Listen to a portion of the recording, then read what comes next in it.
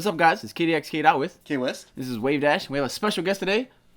MJ, aka Snack Pack. So first off, we have patching in modern games, predominantly MK and Smash 4. So what's crazy about MK is that there's a patch almost every couple weeks, and it's really, really hard for especially tournaments. If you're a top player, you almost have to learn a new character because you never know if that character is going to be top tier or if they're going to get patched down and be normalized, as the MK community always says. So like what happens is I see a lot of people, they'll migrate to a new good character and then that character gets patched out. The issue with it is people invest time and then if their character gets patched, they're left asking, why did I do this? Like, why did I migrate over to this character? A part of me likes it and a part of me doesn't. Because a part of me likes it because, you know, I play Marvel and Marvel didn't get patched like ever. So that game died. And with the whole MK thing, it's kind of like, it's always something new. Even if it's just like a frame or two faster move, it's like that changes the whole character. So I like that part of it. Can't believe you said Marvel's dead on my channel. Rest in peace.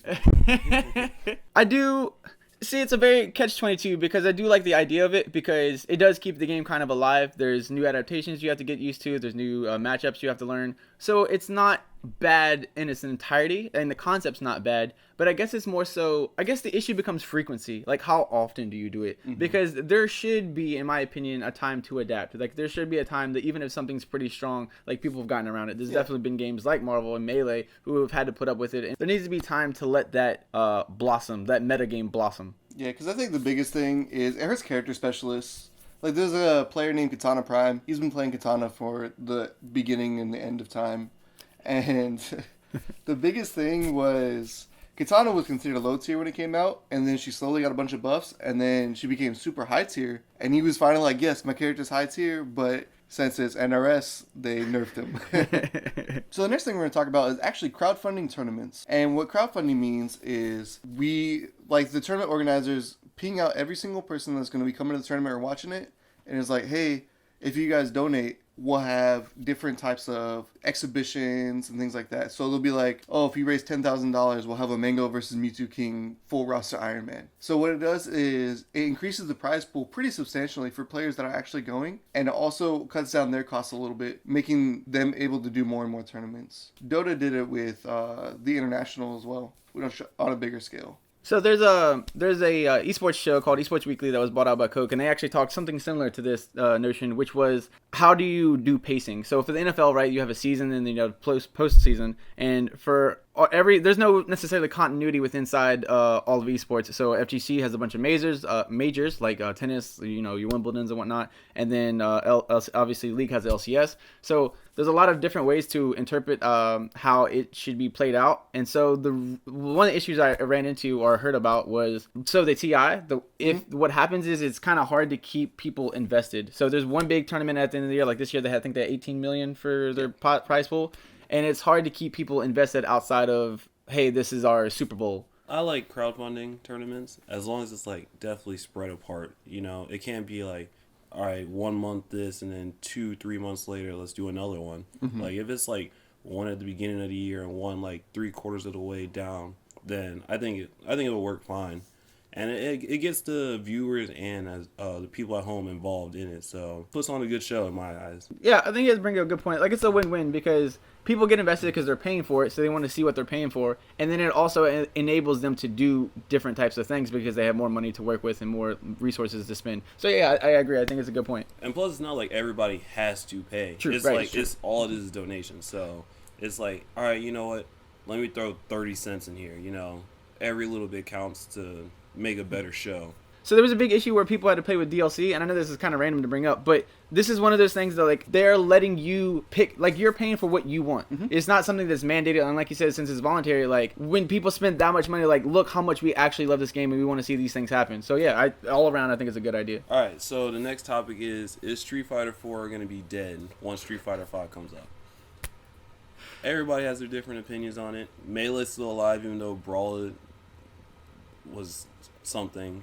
Smash 4 is still kind of hype. And yeah, I think Street Fighter 4 is going to struggle very hard because I know all the Street Fighter 5 players that have already been beta testing everything as well as playing the demos and stuff are really getting a good hand on everything, and it's on part of the new gen system as well. Yeah. I can't see Street Fighter 4 living much after Street Fighter 5 drops officially. So me and him completely disagree on this. I think Street Fighter 4 is gonna. Well, we've had this talk beforehand. Yeah.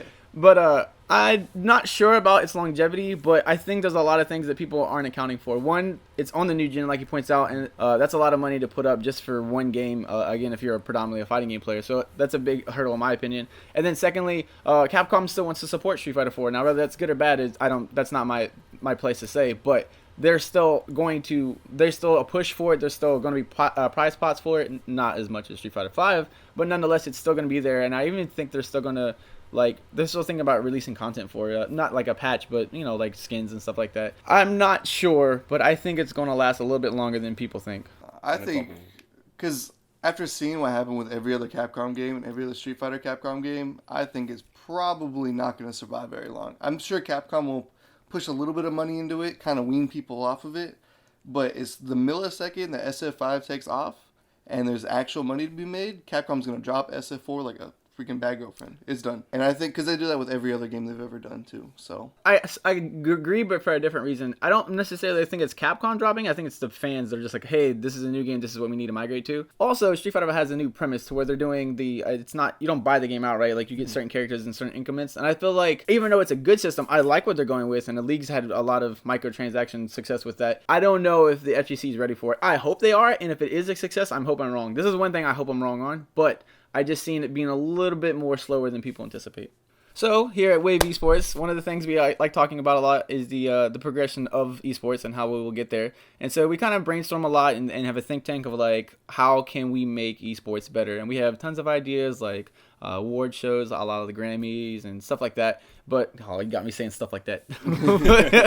but one idea we really hope gets incorporated on a massive scale is a streaming game service. Now on live, tried to do this a long time ago. I want to say back in 07, 08, and it kind of just didn't take it off. But it wasn't. I think it was a couple reasons. One, it was a little too early for its time, and B, it just didn't have the right infrastructure. Not literally in the sense of servers, but I don't think the business behind it really understood what they're getting themselves into. So if a pseudo Netflix but for gaming type of system came out, I think it would profit really, really well. So EA Access is actually trying to do that right now. They have their entire EA library out there, and what's really cool about it is if you're signed up for it, you actually get to play new games a week early and try them out before you even have to buy them or anything like that. So how does that work? Because it sounds really cool. I like the idea of it, but do you have to go to their idea? Yeah, do you have to go to their website, or is that a website thing? So it's almost like Netflix, where you sign up and you pay a monthly fee, and then you have access to their library and you can play it from their stuff. So I wonder. So I guess the only issue we see with this is copyright.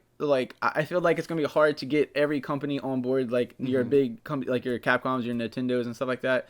And if EA is already kind of stepping up to the plate to do it, I hope a lot of people follow suit. I think it'd be a really, really good idea. And I feel like that in general, that's the type of, from a demand standpoint, that's the type of economy we're going to anyways. Just whether it's your Ubers, get it on demand, or your movies, or Netflix, and everyone's migrating away from traditional media. And I think this might be the next step. I don't know why I'm Obama, but this might be the next step for esports. And I really hope they start to incorporate that more often. All right, guys, we actually have a lot of people we're interested in bringing on the show, so you might see a lot of more special guests. We're really excited, and we are actually going to move to a new studio come, I want to say February? Yeah, about February, March-ish. This will migrate. We'll probably have a few more cameras, a non-two-person couch for 3 people. My back actually hurts sometimes. So you're all stupid. So special thanks to our guest, Snackbat, for coming out.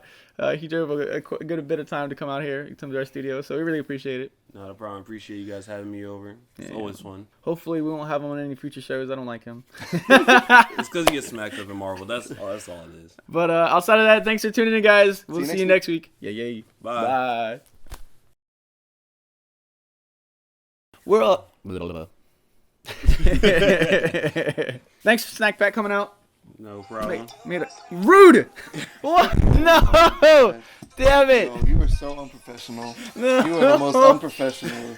Oh no! We have a system. You should know by now. Yo, silence on. What are you doing? Oh my god, no! Always I thought done. snapbacks would go Oh off. my I thought his would God. go off, but no, he's more professional than you when he's the goddamn There's guest. so many bloopers for this one. You're not gonna silence it? It's just, okay, you're right. Because it's gonna happen. It's gonna happen. This dude on his phone while recording the video. This guy. Piece of shit.